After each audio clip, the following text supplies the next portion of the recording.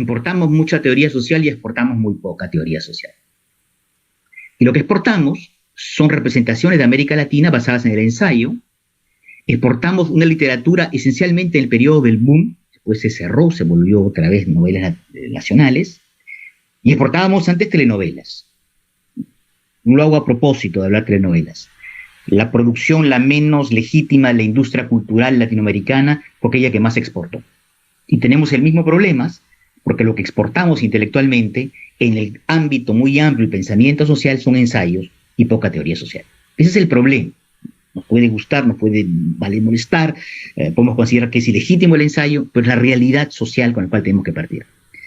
Segundo punto, me parece que varias preguntas lo han comentado muy bien. Yo no tengo posiciones, no tengo opiniones definitivas sobre estos asuntos, pero entiendo que entre el ensayo y la teoría social, el corte que se establece en América Latina, la diferencia de lo que sucede, por ejemplo, la ciencias humanas y sociales francesa, lo acaba de hacer referencia a Felipe Gaitán, es mucho más dura. Y esta rigidez es problemática porque nunca fue el caso. El ejemplo que se trajo a colación de Cardoso y Faleto es un buen ejemplo. Se llaman ensayos. Y todo lo que llamamos la teoría de las dependencias son ensayos. Y mucho lo que se llama la teoría social hoy en día latinoamericana, cuando se hace interpretación de la realidad social, sigue tomando una factura ensayística. Y perdón, no voy a decir obscenidades, pero que yo sepa, Latour escribió muchísimos ensayos. Y mucha la obra de Latour tiene fórmulas ensayísticas. Y podría decir eso de un montón de autores que hoy en día son consagrados en la teoría internacional, y muchísimos autores de la tradición exegética o no exegética o teórica alemana son ensayistas. Salvo que en América Latina el ensayismo se confunde con las personas más alusivas y menos variantes, y hay ahí una pérdida en la imaginación y en la propia manera como construimos nuestra tradición sociológicas. El problema no es establecer fronteras entre la teoría social y el ensayo, son bastante obvias. Salvo que en la historia social latinoamericana, por conjunto de razones que traté de presentar, tal vez de manera equivocada, hay algo que es más complejo. Y que si un día se tiene que construir una tradición intelectual latinoamericana, una manera de teorizar latinoamericana, necesariamente tendrá que de alguna manera encontrarse maneras de abrir el diálogo y de incluir la tradición del ensayo. Al final de cuentas, si hay una gran tradición intelectual en las sociedades latinoamericanas, ella se encuentra en el ensayo. El ensayo es la manera de teorizar, la manera de pensar, y pensar es más amplio que teorizar, propia a las maneras como los latinoamericanos y las latinoamericanas han pensado este continente hace muchísimos tiempos. Y sí, termino con este tercer último comentario. Hay claro un problema de temporalidades. Lo que se hacía en el año 60 no es lo que se hace en el año 2020. Sí, hay una dictadura del paper, y cada vez más los libros se encuentran puestos en cuestión. Sí, por supuesto, uno puede preferir hacer una industria cinematográfica con blockbusters, pero también se puede defender el estilo, ¿vale? Es una muy bonita pregunta, de un cine de autores. Es decir, una manera de producir en donde los estilos y los autores son muy importantes. Eso que los papers no quieren reconocer. Y en todo caso, regresa a la primera observación, es un problema concreto, no solamente unas tradiciones que están muertas. Que yo sepa, hoy en día hay un candidato electoral en Argentina, se vota este domingo, que en realidad la crítica que hace al modelo económico y social que hay en Argentina en los últimos 70 años se basa en una traducción grosera desde su punto de vista de lo que son las críticas del mercantilismo latinoamericano. La tradición del ensayo no es ni una tradición muerta ni congelada. Sigue animando profundamente las representaciones colectivas, las teorizaciones sociales y la manera como se piensa América Latina. Bueno, entonces, profesor, retomar ese punto y, bueno, tener un intercambio, ya que ese día usted no pudo estar de manera presencial, en torno a lo que usted puso sobre la mesa como problema, esta relación problemática entre la tradición del ensayo y las ciencias sociales en América Latina.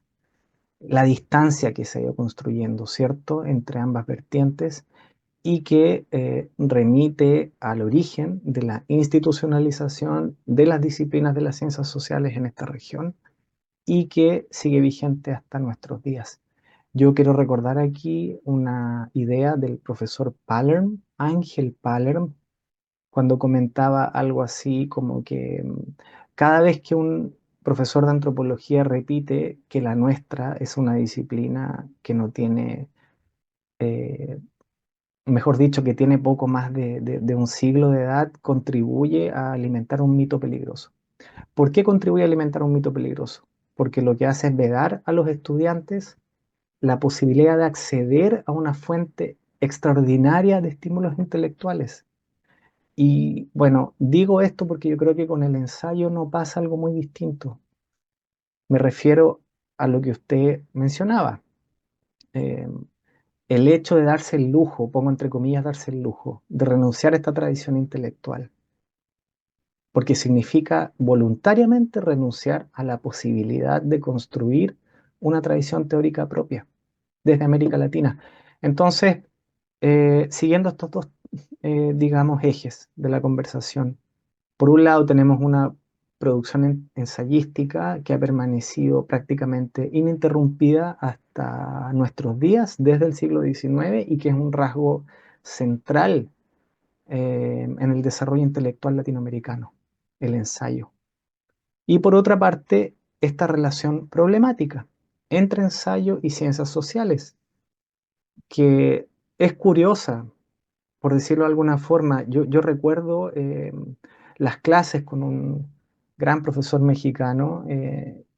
Cada vez que nosotros entrábamos a discutir el tema del clientelismo, la corrupción en este país, él lo que hacía era remitirnos al estudio de la cultura política tradicional de México. Entonces nos decía, vayan a Vasconcelos, lean a Samuel Ramos, a Octavio Paz, a Monsiváis, a Florescano, a Bartra y un largo etcétera. Lo que quiero decir que lo que está en juego aquí es precisamente la posibilidad de que las ciencias sociales se puedan enriquecer a través de la recuperación del ensayo y no necesariamente tener que refugiarse, ¿cierto?, en este comodín de la metodología. Creo que es un error oponer el ensayo y la sociología.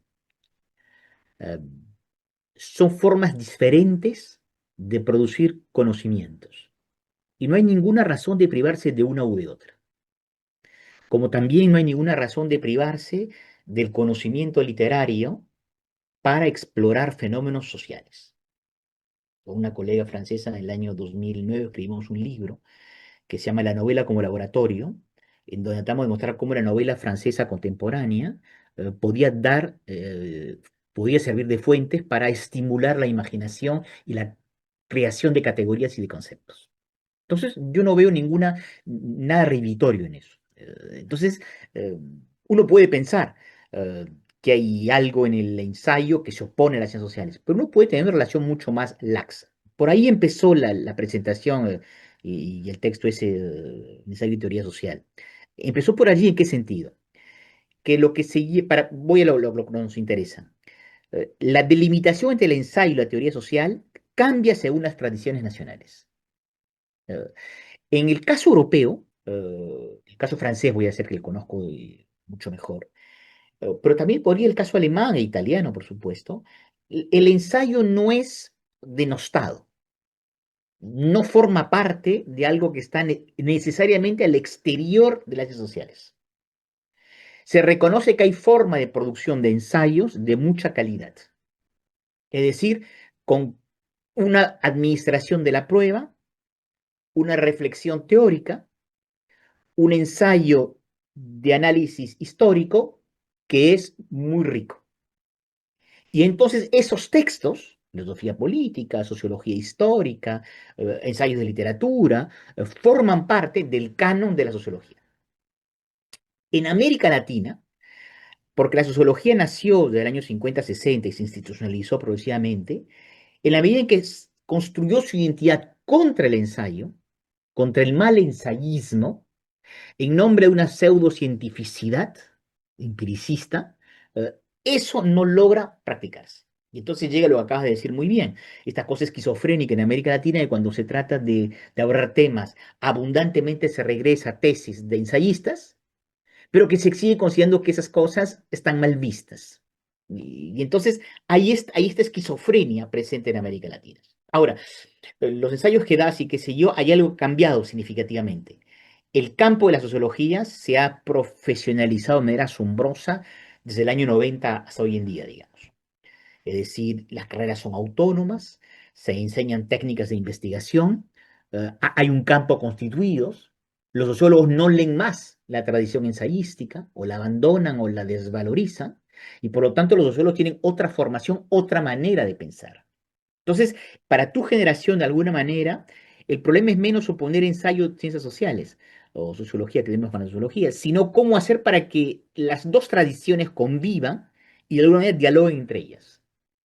Porque sí, abandonar la tradición del ensayo en América Latina tiene costos de amputación intelectual considerables. Pero ese es el desafío de su generación, ¿me entiendes? No se trata de legitimar el ensayo, sino cómo hacer para que el espacio intelectual latinoamericano obtenga su autonomía real, lo cual se nos opone dialogar con la tradición del ensayo y la literatura. Y la literatura. Sí, además ese día, profesor, usted acuñó una fórmula que yo me voy a permitir copiar, que era algo así como: la importancia del ensayo es inversamente proporcional a su descrédito, al descrédito que ha sufrido y que sigue sufriendo en la academia por parte de los representantes de la teoría social y de cientistas sociales, digamos, anclados al hábitus del rigor metodológico, de la investigación empírica profesional. En ese contexto, ¿dónde situamos el giro de Colonial? ¿Dónde situamos a los autores de Coloniales? Porque yo creo que aquí estamos frente a una constelación no solo de obras, de autores, de textos que han recuperado de alguna forma los problemas fundamentales de la tradición intelectual latinoamericana que han sido planteados en el ensayo, sino que eh, también se ha recuperado el descrédito. En no pocas situaciones me ha tocado presenciar una distancia en nombre del rigor metodológico, en nombre del manejo riguroso de la teoría de las propuestas decoloniales. ¿Cómo situamos entonces a autores como Enrique Dussel, Aníbal Quijano, Walter Miñolo, Silvia Rivera, Arturo Escobar, Santiago Castro Gómez y otros tantos que son parte de esta revitalización del pensamiento latinoamericano? Sí, va, no, más, los decoloniales es interesante, porque justamente el campo académico se ha constituido de tal manera que no se llaman más o no se reconoce más como ensayistas.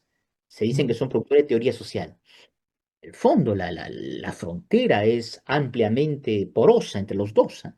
Y ellos sí son alguien que desde el mundo de las ideas, el compromiso político, la crítica del eurocentrismo, mantienen viva la tradición ensayística latinoamericana, Ujú. con conflictos internos y qué sé yo, pero de las coloniales es un ejemplo de cómo los ensayos. Ahora, si te fijas en lo de colonial, lo que tiene interesante, la parte del peruano de Quijano, de la parte propiamente de colonial, es ya un alejamiento bastante pronunciado con unos trabajos de antropología que hizo en los años 60 y 70.